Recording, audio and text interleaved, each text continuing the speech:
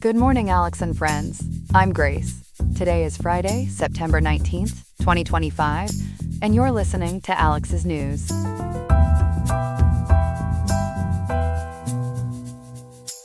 The high in Riverside today will reach 83.4 degrees, with a low of 70.5 degrees. It's a pleasant day, perfect for staying informed. Coming up on Alex's News, we'll dive into the significant shift in Senate procedures, specifically looking at why Republican senators altered the confirmation rules for presidential nominees. We'll explore the implications of these changes. Then, we'll take a closer look at California's emerging Lithium Valley, investigating who stands to gain from its development and, importantly, who might be shouldering the burdens and costs of this new industry. All this and much more is coming your way on Alex's News. Stay tuned.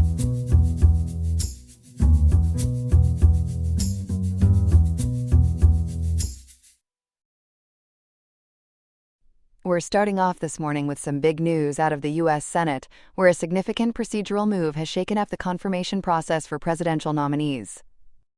For more, we turn to our political reporter, Ethan. Ethan, yesterday was quite a day on Capitol Hill, wasn't it? It certainly was, Grace. The Senate, just yesterday on September 18th, confirmed 48 of President Donald Trump's nominees simultaneously. This was due to the, quote, nuclear option, a significant rule change spearheaded by Senate Majority Leader John Thune, a Republican from South Dakota. The nuclear option sounds quite dramatic. Can you break down what this rule change entails and how it allowed for such a large-scale confirmation? Absolutely, Grace. The new rules, approved on September 11, 2025, allow large groups of lower-level, non-judicial executive branch nominees to be confirmed with a simple majority. According to PBS NewsHour and NBC News, this swift action aimed to overcome Democratic objections and a backlog of over 100 Trump nominees. The vote was 51 to 47, largely along party lines, as Yahoo News uncovered. So this new rule is a game changer for deputies and ambassadors. Who isn't affected by it? That's key, Grace. As PBS NewsHour clarified, these modified rules apply specifically to deputies, ambassadors, and other lower-level executive branch picks, allowing unlimited confirmations in these blocks. However, they do not apply to judicial nominations or high-level cabinet posts, which retain their former, more extensive requirements. How are Republicans justifying this, and what are Democrats saying in opposition? Republicans, like Leader Thune, frame this as fixing a, quote, a broken process and expediting positions, citing Democratic, quote, unprecedented obstruction. PBS NewsHour reported they aim to clear over 100 pending nominations. Democratic leader Chuck Schumer, however, condemned it, stating Trump's nominees were historically bad and unqualified loyalists. Schumer, according to Yahoo News, warned Republicans they would come to regret their actions. Who are some of the key figures confirmed among these 48 officials? Several recognizable names, Grace.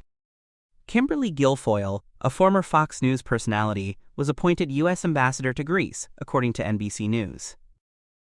Callista Gingrich, wife of former House Speaker Newt Gingrich, was confirmed as ambassador to both Switzerland and Liechtenstein. Jonathan Morrison became administrator of the National Highway Traffic Safety Administration, as PBS NewsHour reported. This nuclear option isn't new. Can you give us some historical context? You're right, Grace. It's part of a decade-long pattern.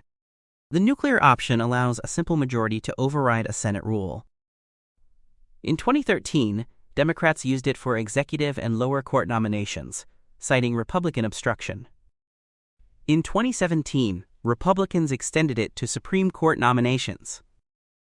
As NBC News notes, this 2025 action marks the fourth instance, further eroding minority power. Both parties have certainly had a blast playing this card. A true tit-for-tat situation. What about future confirmations? And what kind of retaliation could we expect from Democrats? Republicans plan to confirm a second tranche to clear more backlog, according to Yahoo News. However, as of today, September 19, 2025, that group hasn't been confirmed. Democratic retaliation, as PBS NewsHour suggests, could include reversing the nuclear option, increasing legislative filibusters, or launching aggressive investigations. This could become a significant campaign issue. Republicans claimed unprecedented obstruction. Does historical data support that, or has the process always been this contentious? The data's nuanced, Grace. While unprecedented is political, nonpartisan analyses show a systemic hardening. Partnership for Public Service data cited by Gemini Flash shows President Reagan's nominees averaged 69.4 days for confirmation, versus Trump's first term at 160.5 days and Biden's at 192 days as of November 2024. Trump's second term, 126, confirmed as of mid-September 2025, is lower than Biden's, 267, Obama's, 383, and George W. Bush's, 403, first years. Max Stier of the Partnership for Public Service even called Trump's first term slower than any prior president. So the process has slowed significantly. Fascinating insight, Ethan. It sounds like this is far from over, and we'll be keeping a close eye on those future confirmations and potential retaliations. Thank you for that excellent breakdown. My pleasure, Grace. That was our first story this morning. We'll be right back after the break with more. Welcome back. We're continuing our in-depth look at the future of clean energy, this time turning our attention to the Salton Sea, often dubbed Lithium Valley, and its electrifying potential. Here with the details is our reporter, Chloe. Chloe, this area is generating a lot of buzz, but what exactly makes the Salton Sea so critical for lithium extraction? Grace, it truly is a fascinating development. The Salton Sea region in California holds some of the world's most significant untapped reserves of lithium. This isn't just any lithium, though. It is found thousands of feet beneath the southern end of the lake in superheated, mineral-rich geothermal brine, as reported by thinkgeoenergy.com. This critical mineral is essential for electric vehicle batteries, cell phones, and large-scale energy storage systems, making it lithium ally important for our clean energy transition. That sounds incredibly promising for our clean energy future. How exactly do companies plan to extract this lithium, and what's the scale of these operations? They are primarily using a method called direct lithium extraction, or DLE. This technology, promoted as more environmentally friendly than traditional mining, involves pumping the hot, mineral-rich brine to the surface, extracting the lithium, and then re-injecting the cooled brine back into the earth, often integrated with geothermal power generation. According to earthworks.org, the Salton Sea geothermal field alone holds an estimated 15 million tons of lithium, potentially valued at over $500 billion. Those are astounding figures. Which companies are leading the charge in this Lithium Valley gold rush, if you will? Several major players are vying for a piece of the pie. Controlled Thermal Resources, an Australian firm, is developing the Hell's Kitchen project. They broke ground in January 2024 and aim to produce enough battery-grade lithium hydroxide for approximately 415,000 electric vehicles annually in their first phase, according to CalMatters. Then there is Energy Source Minerals with Project ATLS, which, as PureNewsWire.com reports, expects to be operational this year in 2025, and has a binding supply contract with Ford Motor Company. Lastly, Berkshire Hathaway Energy Renewables, a subsidiary of Warren Buffett's empire, is working on modifying its existing geothermal plants for extraction, with potential resources for up to 300,000 metric tons per annum of lithium carbonate equivalent. So this is clearly a boon for these companies and investors. But beyond the corporate ledger, who else stands to benefit from this ambitious endeavor?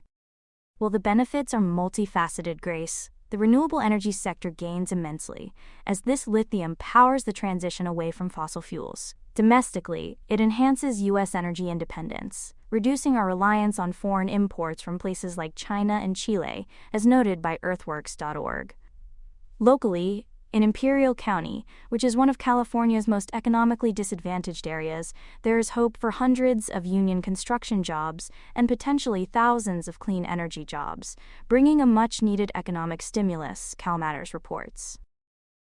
That all sounds like a truly bright future. However, with any large-scale industrial project, there's always a flip side. What are the major environmental and social concerns? And who is bearing the risks in this particular scenario? You are absolutely right, Grace. The concerns are substantial, especially for the vulnerable communities already living around the Salton Sea. Environmental justice groups like Comité Cívico del Valle Inc. and Earthworks have raised red flags. They have filed legal challenges against projects like CTR's Hell's Kitchen, alleging violations of the California Environmental Quality Act, or CEQA, by Imperial County. They argue the environmental review neglected critical issues like air quality, significant water usage in an arid environment, and impacts on tribal cultural resources, according to GPSBusinessInsider.com. So these legal challenges are still hanging over the projects. What is the current status of the Hell's Kitchen lawsuit? The legal battle is indeed ongoing, Grace. A Superior Court judge initially dismissed the environmental group's lawsuit on February 26, 2025. However, Comité Cívico del Valle and Earthworks promptly filed an appeal with California's 4th District Court of Appeal on March 7, 2025. So as of today, September 19, 2025, the case is actively advancing there, according to inewsource.org. They have not sought an injunction to delay work, but meaningful construction has yet to begin. It's certainly a complex legal landscape. Beyond the courts, there's also the question of equitable distribution of benefits. How is the state's lithium extraction tax structured, and is it truly benefiting those most impacted? That is a critical point, Grace. California's lithium extraction tax law imposes an excise tax on extracted lithium. 80% of this revenue goes to the counties where extraction occurs, primarily Imperial County, and 20% to the Salton Sea Restoration Fund, as KPBS.org reports. However, Imperial County's plan for its share has drawn significant criticism. A population-centric approach means smaller. Frontline communities like Bombay Beach could receive as little as $8.631 annually from a $6.4 million county allocation, while larger cities get much more. This has led to accusations of inequitable distribution, leaving those closest to the extraction sites with disproportionately small allocations. That is certainly a contentious issue. How are the companies and the county responding to these challenges and the calls for alternative benefit-sharing mechanisms? Center spokesperson Lauren Rose has dismissed the environmental group's appeal as frivolous and an abuse of CEQA, claiming it delays vital clean energy projects and has already caused billions in investment to flow elsewhere, according to CalMatters. Imperial County officials, including Deputy CEO Barry Bean, defend the existing tax formula as practical and balanced. They argue that additional fees or new authorities would only complicate development further, making California less competitive compared to other states, as Palo Alto Online has reported. Speaking of other states, Center claims these lawsuits are diverting billions in investment to places like Nevada and Arkansas. Is this rhetoric reflecting the reality of investment shifts? It is a mixed bag, Grace. While California's stringent CEQA process adds complexity, the reality is that investments in other states are often driven by robust federal incentives, diverse geological opportunities, readily available infrastructure, especially in Arkansas and Texas, and generally supportive regulatory environments that streamline permitting. For instance, Arkansas has seen substantial movement, including a $225 million grant from the U.S. Department of Energy for the Standard Lithium project, as reported by CalexicoChronicle.com. Nevada also remains a significant hub, with Lithium Americas, Thacker Pass Mine earthwork 95% complete as of March 2025, according to NASDAQ.com. So while California's regulatory hurdles are a factor, other states are proactively positioning themselves with a whole suite of advantages. It sounds like the Lithium Valley story is far from over, with many layers of complexity to unpack. Chloe, thank you for breaking down this incredibly important and nuanced issue for us. We really appreciate your in-depth reporting. My pleasure, Grace. Coming up next, we have a look at the rising trends in sustainable fashion. Here are some other headlines. The clock is ticking in Washington, where a government showdown is looming. The House is set to vote on a stopgap funding bill to keep the government running past the September 30th deadline, but the legislation is facing a steep climb. The heart of the matter is health care, with Democrats demanding an extension of Affordable Care Act subsidies. Republicans, meanwhile, are pushing for a clean bill, free of what they call partisan additions. Without an agreement, non-essential federal employees could face furloughs, and government services could be disrupted, leaving the health of the nation's budget on life support. In a bombshell announcement with major geopolitical implications, Pakistan has pledged to make its nuclear program available to Saudi Arabia under a new defense pact. The agreement states that an attack on one nation is an attack on both, effectively extending Pakistan's nuclear umbrella over the kingdom. Analysts say the timing is a clear signal to Israel, following a recent airstrike in Qatar that has rattled Gulf Arab nations. This move adds a new, radioactive dimension to the strategic landscape of the Middle East, though specific details of the nuclear sharing arrangement remain under wraps. Meanwhile, it appears Russia and Vietnam have engineered an oily deal to sidestep U.S. sanctions on arms sales. According to internal documents, the two nations are using profits from a joint Siberian energy venture, Rusviet Petro, to finance Russian military hardware. In this creative accounting pipeline, Vietnam's share of the energy profits pays off its military credit directly within Russia, bypassing the international banking system entirely. The arrangement highlights the challenges Washington faces in enforcing sanctions and Vietnam's delicate balancing act between its historic ties to Moscow and its growing partnership with the United States. President Donald Trump is taking aim at Antifa, declaring on social media his intent to designate the anti-fascist movement as a, quote, major terrorist organization. Describing it as a, quote, sick, dangerous, radical left disaster, Trump's move revives a threat he first made in 2020. However, legal experts say it's a radical idea that faces significant hurdles, as there is no legal mechanism for designating a purely domestic group as a terrorist organization.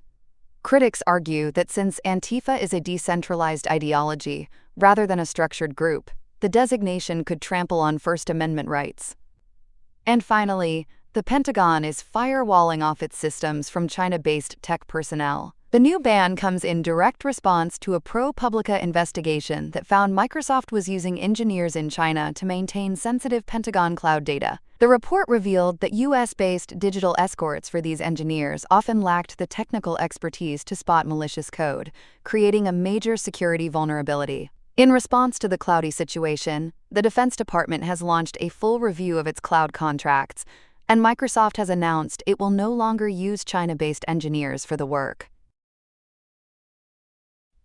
That's all we have for now. Today's episode was made by Alexander King with Claude Sonnet 4.0, Gemini Pro 2.5, Gemini Flash 2.5, and Google Cloud Text-to-Speech. I hope you have a great day. I'll see you tomorrow, Alex.